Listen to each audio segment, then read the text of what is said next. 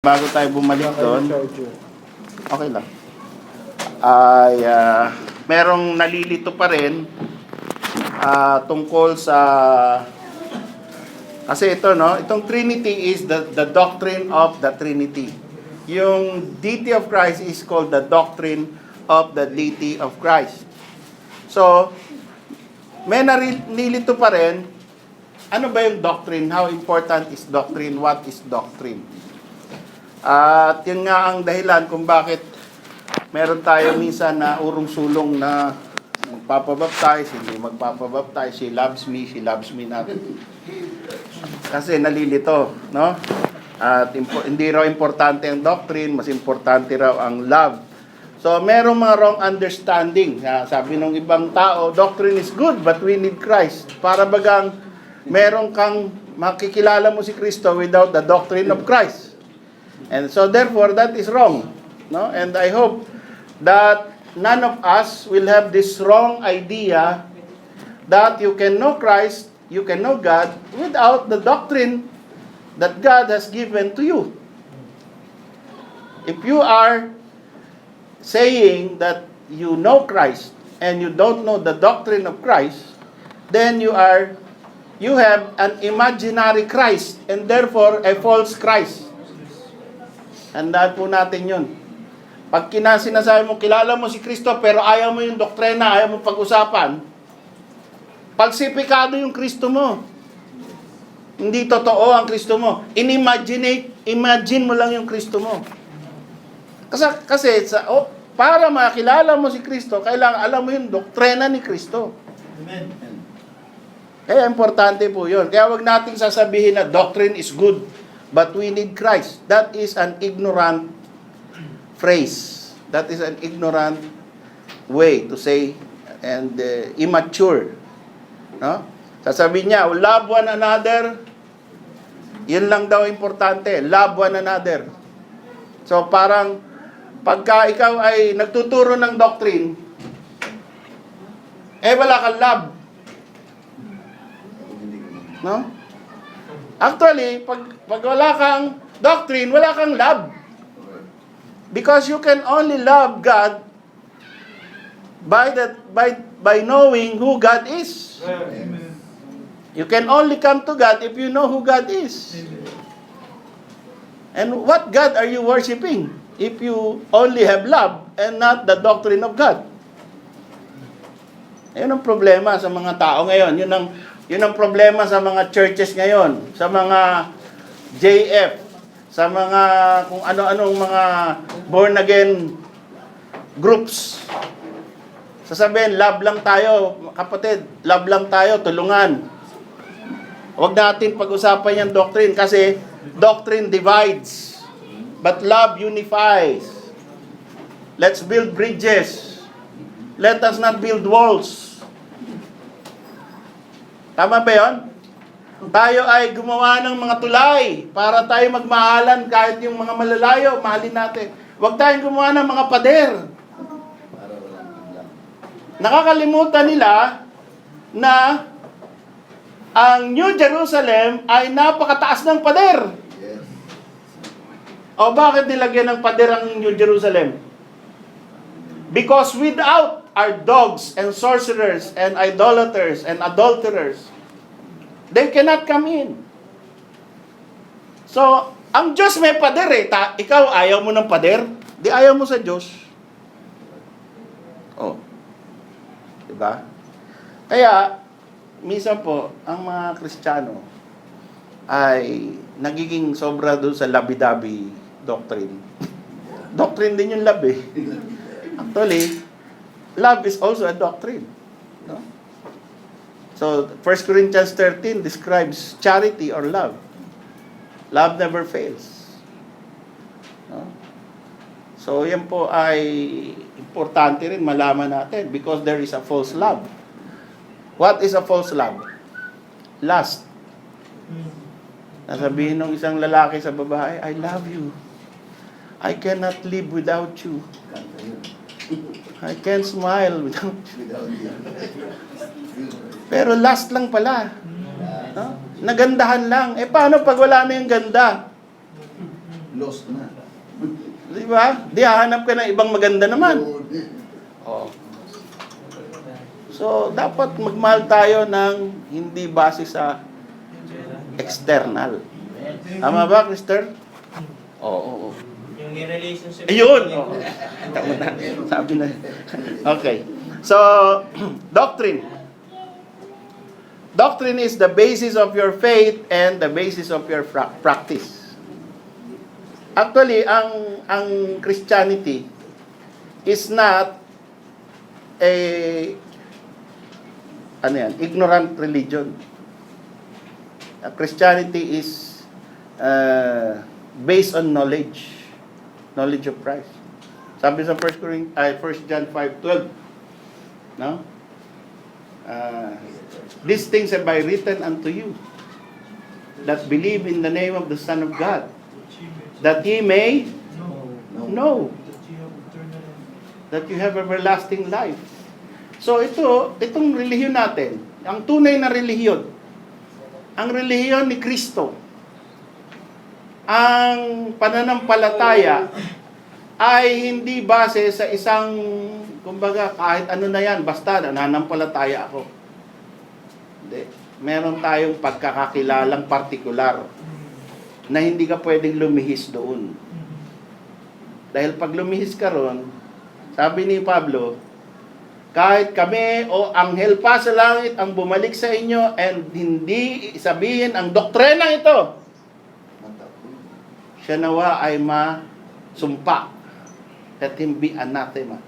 If any man or even an angel from heaven come to you and bring not this doctrine, let him be accursed.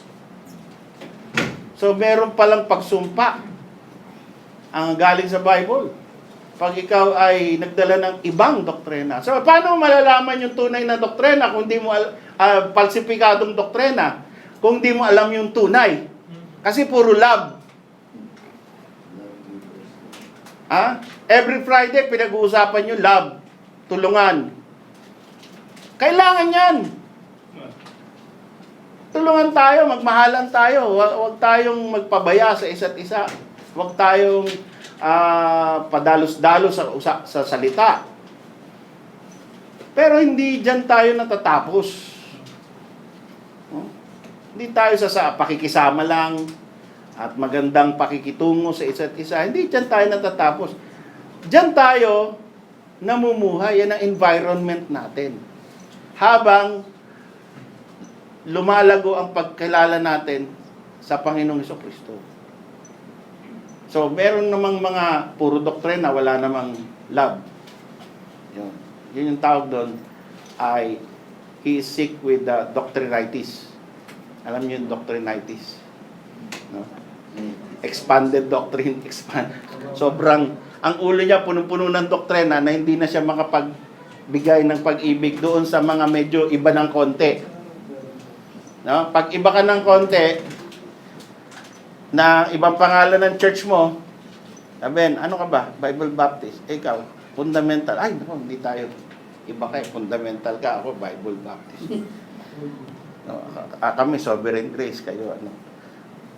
So, pare-parehong Baptist yan, pero iba-ibang konti. No? Ibang konti lang. Pero, hindi fellowship yan. Mali po yun. No?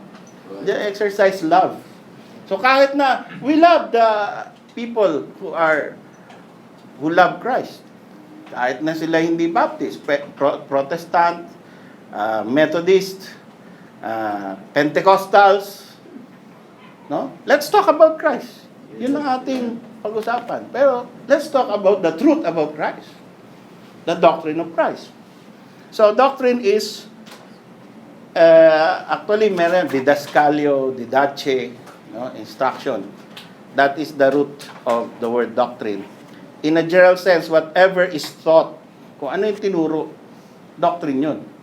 So, ang Panginoon nangaral, di ba? Matthew chapter 5, Sermon on the Mount. Ano yung tinuro niya? Doctrine yun. Blessed are the peacemakers. Blessed are they that mourn. Blessed are they that thirst after righteousness. Blessed are you when men shall revile you and say all manner of evil against you for my sake.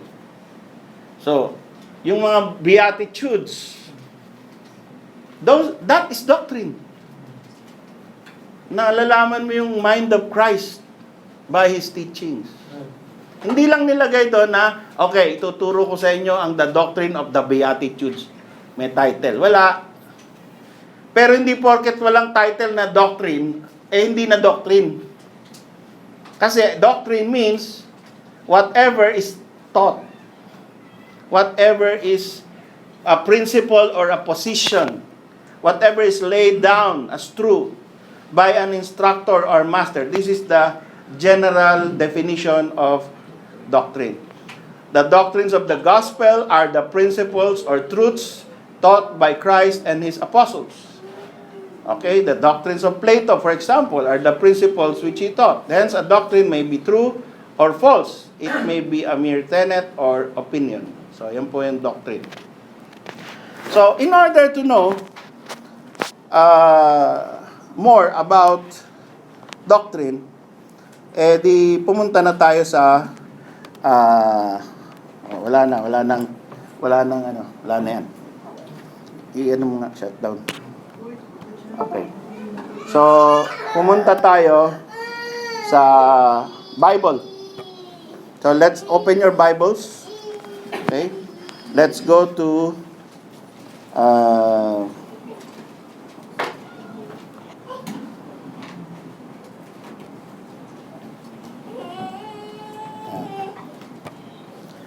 doon tayo sa hulihan. Punta tayo Revelation. Revelation chapter 2, verse 24. This is the last occurrence of the word doctrine. Ito yung huling pagkakabanggit ng salitang doctrine. Halika, Brad. Upo ka. Para marinig mo yung doctrine. Okay. Sabi rito sa Revelation 2:24, but unto you I say, and unto the rest in Thyatira, as many as have not this doctrine, and which have not known the depths of Satan as they speak, I will put upon you none other burden. Yun ang huling word na doctrine. Punta tayo Revelation 2:15. Sabi ron sa Revelation 2:15, so hast thou also them that hold the doctrine of the Nicolaitans, which thing I hate. So, may binabanggit dito na kinamumuhian ng Panginoon.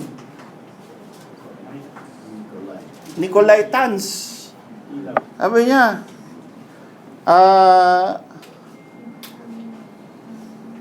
kayo, dyan sa church nyo, meron kayong ayaw ko na doktrina. So, kung ang isang church pala ay may mga doktrina pala sa church na ayaw ng Panginoon, na ikatatanggal ng authority. Hindi pala, porket church ka na, tama na yung baptism mo, tama na yung organization mo, okay ka na. Lagi ka ng tama, lagi ka nasa truth. Hindi pala. Meron palang, ang isang church ay pwedeng sumabit sa Panginoon. Kaya, sabi ng Panginoon, sa Revelation 2:16, repent. Dahil kung hindi, tanggal ka. Hindi ka na church. Oo, church ka pa rin sa harap ng tao, pero hindi ka na church sa harap ko. Because, ibig sabihin na repent, tanggalin mo yung doctrine of the Nicolaitans na yan sa inyong church. Ano yung doctrine of the Nicolaitans? Sino may alam? Nicolaitans. Sino may idea? So, ito ay, sabi nila, binbreakdown nila kasi wala tayong trace ng mga turo ng Nicolaitans or kung ano ba yan. So, Nikos, Laitas. Okay. Nico is conquer. Ito ay laity. So, sabi nila, ng mga nag-aaral na marunong sa Greek, Nikos Laitas is a doctrine which is the conquering of the laity or hierarchical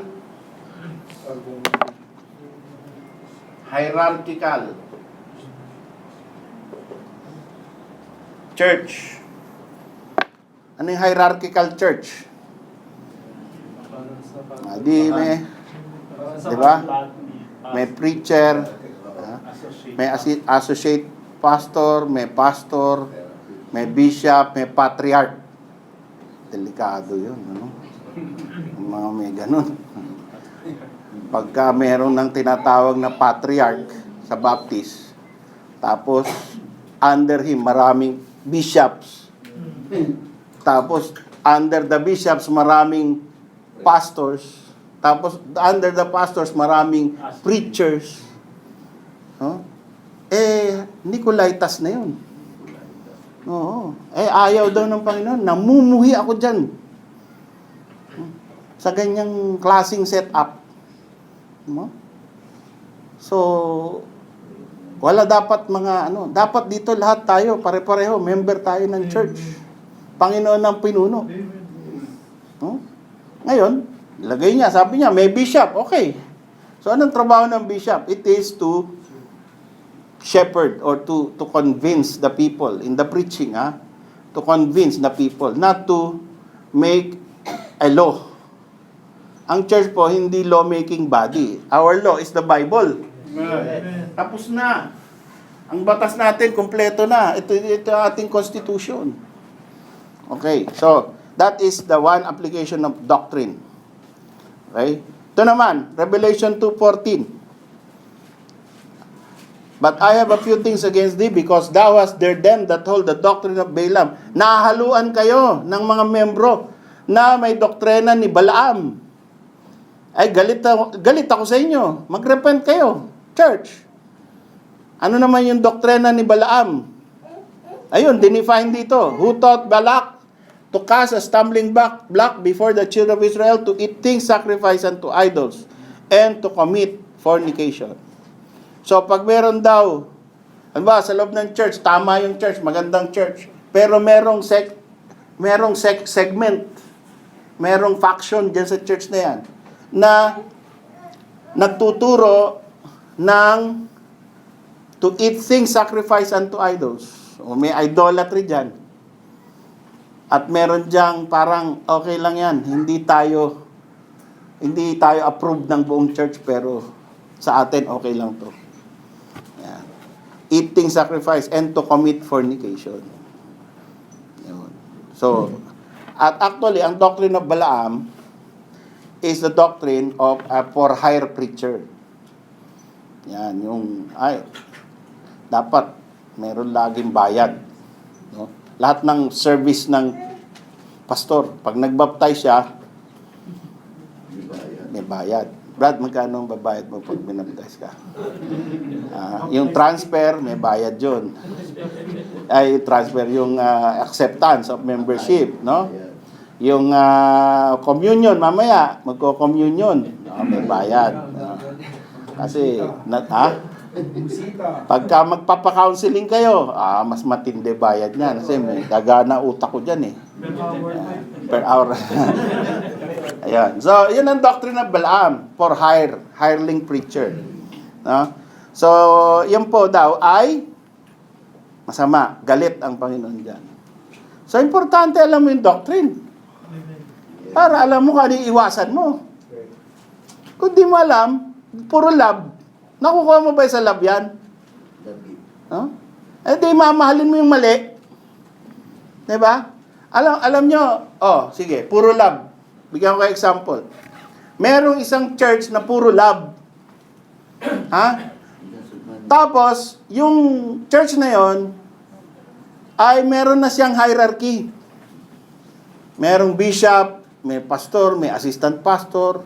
Tapos, pag birthday ng assistant pastor, buong church magse-celebrate at magbibigay ng gift doon sa assistant. Tapos, pag yung preacher naman, gather na naman ng pera uli. Tapos, pag yung bishop, nasa Pilipinas yung bishop, wala sa Riyadh. Papadala sila ng pera ron. Bibili ng malaking gift. No? Yun, kaibigan ni Brother James yung sinasabi ko. Okay. Kaibigan ko rin pala yun. So, anong nangyari? No?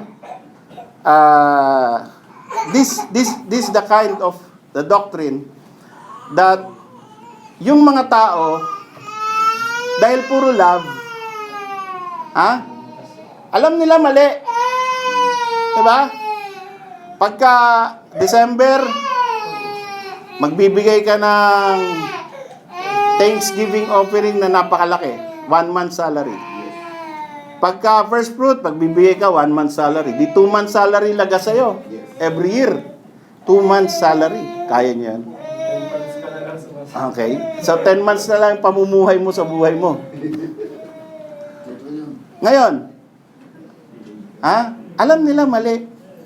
Pero pagka sila nag-uusap, hayaan mo si pastor, mahal naman natin si pastor eh. Tsaka siya nang bahala.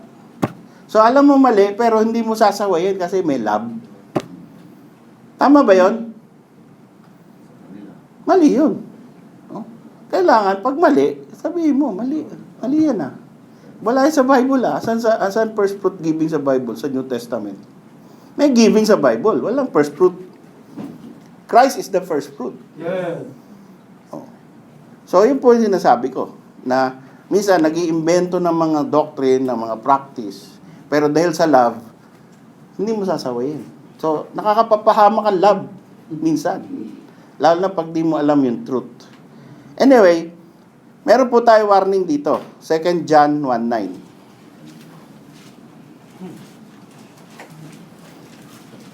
Dagdagan nyo nga yung lamig at mainit. Uminit bigla. Nag-iinit ako eh. Pinatay yun Yan, okay. So, ano sabi ng 2 John 1:9? Whosoever, basahin natin sabay-sabay. Ready, go. Whosoever transgresseth and abideth not in the doctrine of Christ hath not God. He that abideth in the doctrine of Christ, he hath both the Father and the Son. Yun. So, ano yun? Anong sentro nung usapan dito? Doctrine. Doctrine of Christ. Anong sabi nun sa sentro ng usapan na yan? Sino raw ang sumasalangsang at hindi nagpapatuloy sa doktrina ni Kristo ay wala sa kanya ang Diyos. Delikado pala pag puro love, Pag puro love ka lang, tas wala kang doktrina, at di mo alam ang doktrina ni Kristo, ay wala ka palang Diyos. He that abideth in the doctrine, he hath both the Father and the Son. Ito pa, sa verse 10. Basahin natin ulit sabay-sabay. Ready, go. If there come any unto you, and bring not this doctrine, receive him not into your house, neither bid him Godspeed. Tuloy yung 11. For he that biddeth him Godspeed, partaker of... Yun. Hindi. Huwag papasukin, huwag patuloyin. At huwag mo sabihin na, Assalamualaikum, Maasalam. Jehovah Yarhamak. Alam niyo yun? No? May God be with you. And God bless you. Yarhamak. Okay? So sabi, pagka daw may pumunta sa inyo, dapat alam mo pala yung doctrine. Sino naiiwan sa bahay? Diba, pagka nasa Pilipinas tayo, yung mga misis, no? Kakatok, bebenta ng mga kung ano-anong binibenta. So, okay lang yan, pag yun na nga nagbebenta. Binibenta, santo, o si Saint Mother Teresa. No, yung pinakabagong saint no? Blessed na yan, galing sa Rome. O di kaya ang binebenta ay ang ebanghelyo or awake. Alam niyo awake? No, sa Jehovah Witness. No, awake o pasugo. Hindi naman binebenta yun binibigay sa mga miyembro. So sabi, wag niyong papasukin. So importante pala alam. Kahit ng babae. Minsan, ang iniisip natin, babae naman ako, bahala na yung aking mister. Mag-isip niyang mga doktrina na yan. Basta ako, pagluluto ko siya, alagaan ko yung baby, at ayusin ko itong bahay. Hindi, kailangan alam din ng mga misis. At kahit yung mga dalaga, dapat alam din. No? Mamaya, niligawan kayo ng iglesia, ng dating daan. Ha? Napakapogi, mayaman. Ha? At talagang binibigyan ka ng regalo kahit di mo ako sagutin, basta kasi mahal kita. Please lang, kunin mo na to. Kung mga ganun ng proposal. Ha? Okay lang, sa'yo na yan talaga. Kasi sumasaya ako pagka tinatanggap mo mga mamahaling regalo ko sa'yo.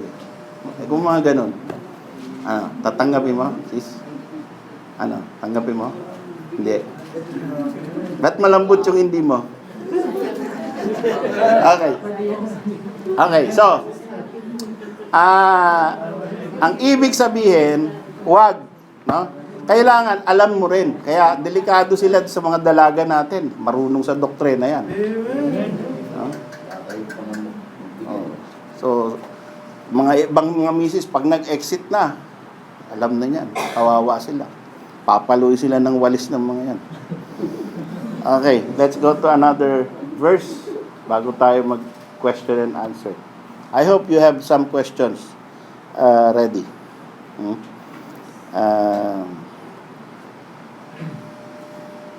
Sa Titus 2:1. Sa Titus 2:1, ang sabi po, "But speak thou the things which become sound doctrine."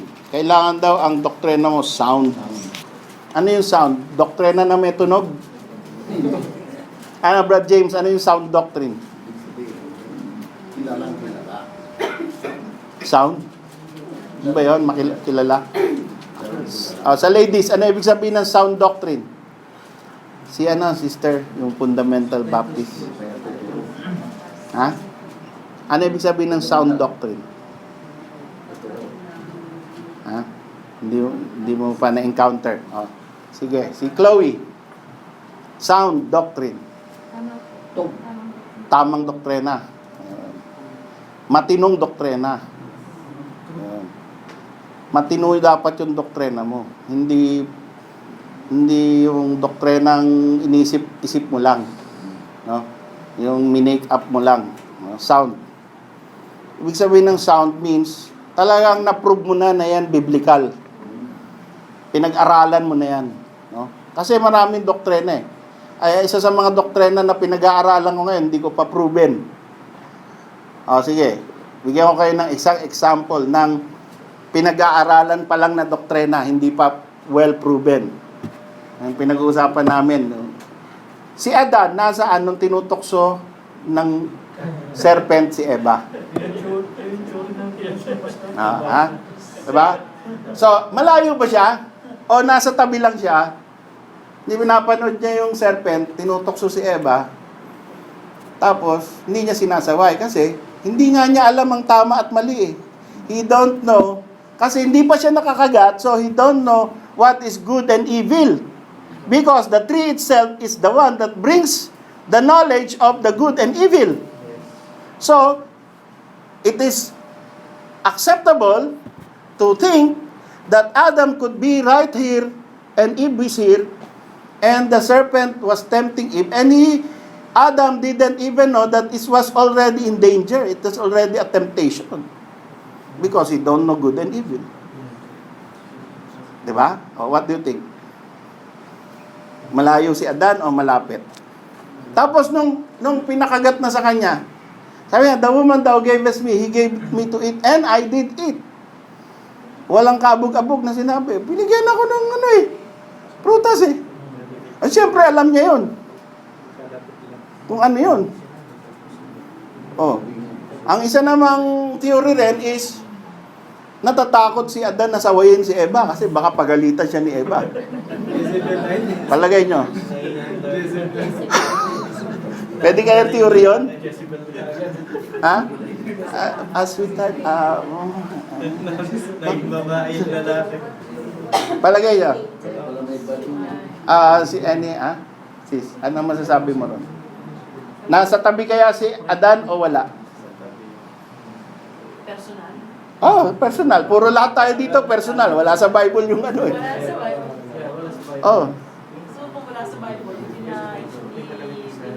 inalaw na ng Panginoon.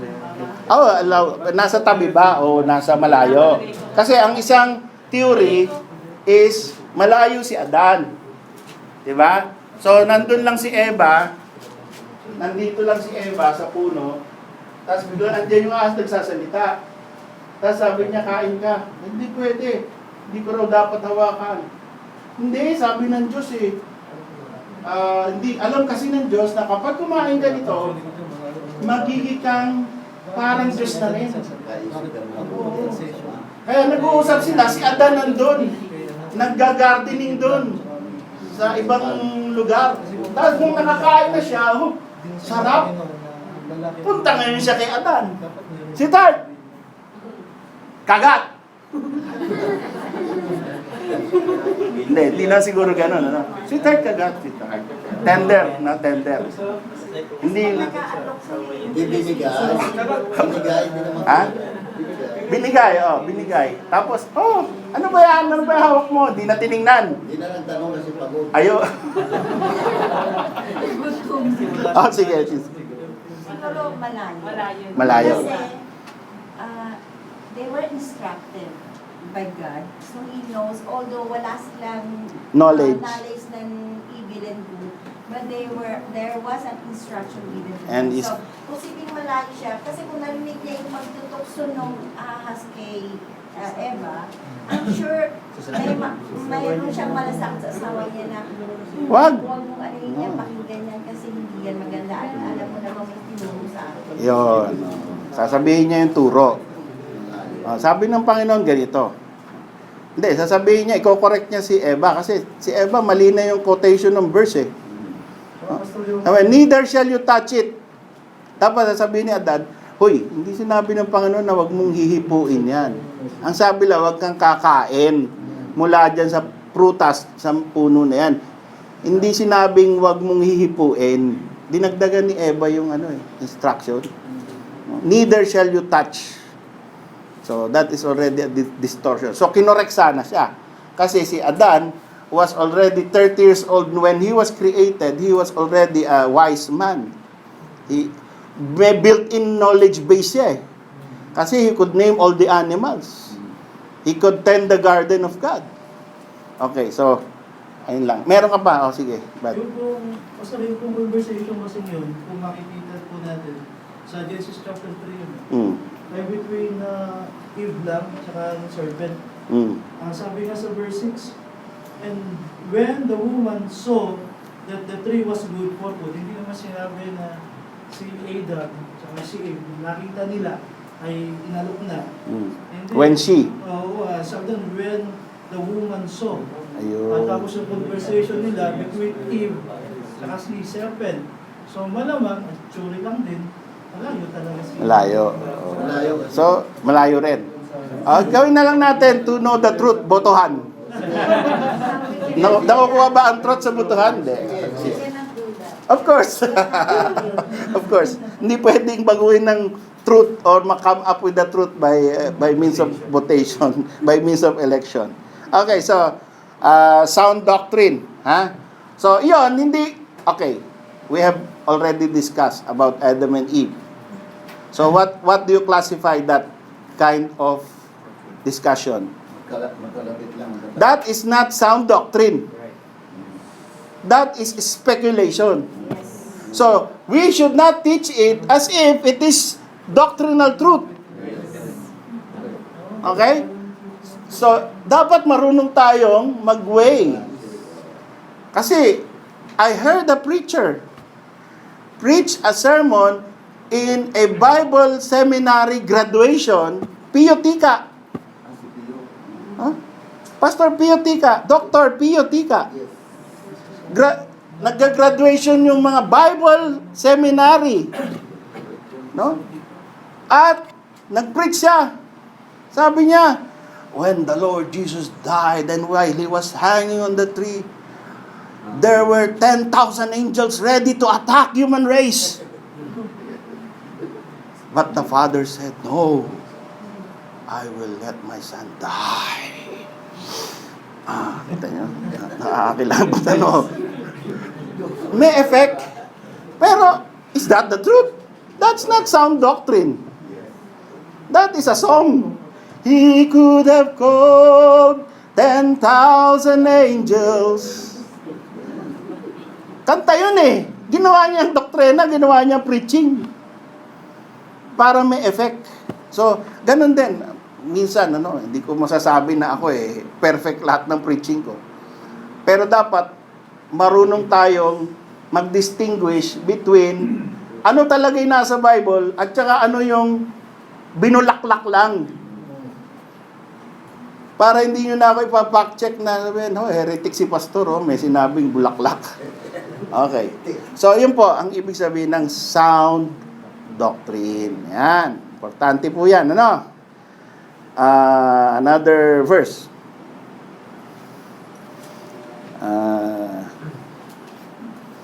2 Timothy 3:16. Alam natin po lahat ito. Quote mo nga. Sino ang nakaka-quote by memory? 2 Timothy 3:16.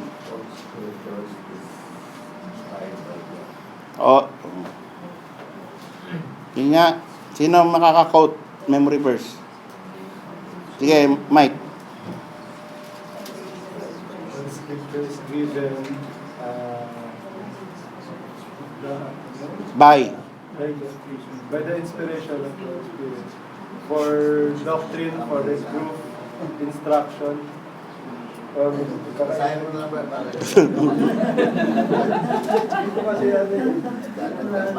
Okay. Baka madagdag bawas ka pa eh. Okay, so all scripture is given by inspiration of God and is profitable for doctrine. So ang Bible, kailangan mo ng doktrina. Saan ka pupunta? Sa scriptures. Okay, sa scriptures. Wala ka na ibang pupuntahan. Sa scriptures. Ngayon, pagka mahina ka pa sa scriptures, punta ka doon sa mga tao na maaring makatulong sa'yo na maintindihan ng scripture. Pero hindi ka magre-rely doon sa tao. Sa Bible ka pa rin magre-rely. Pupunta ka lang para makatulong. Punta kang Bible Dictionary. Punta ka ng concordance. Tulong din yun. Oh? So maraming pwedeng tumulong sa'yo. Pero Bible. At saka, prayer, Holy Spirit. Yan ang mga ultimate na tutulong sa'yo.